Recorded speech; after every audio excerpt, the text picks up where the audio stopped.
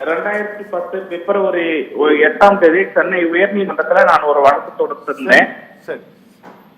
அந்த வழக்குல மரபணு மாற்றப்பட்ட கத்திரிக்காய் இந்தியாவிலே அனுமதிக்க கூடாது என்பதுதான் வழக்கு. சரி. அது நீதிமன்றத்திலே நாங்கள் கேட்ட எந்த கேள்விக்கும் மத்திய அரசு பதில் அளிக்கவில்லை. சரி.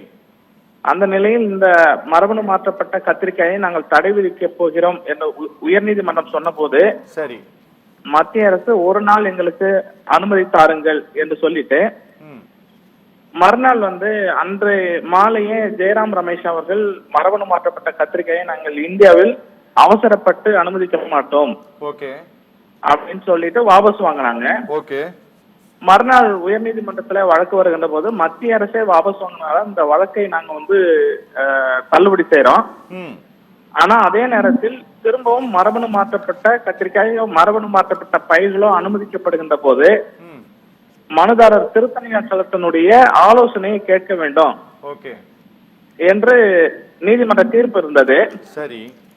அதற்கு பிறகு ஒரு 3 ஆண்டுகள் கழித்து மத்திய அரசு மன்மோகன் சிங் தலைமையிலான மத்திய அரசு திரும்பவும் நாங்கள் மரபணு மாற்றப்பட்ட விதைகளை இந்தியாவில் அனுமதிக்க போகிறோம் என்று ஒரு அறிவிப்பை வெளியிட்டார்கள். சரி.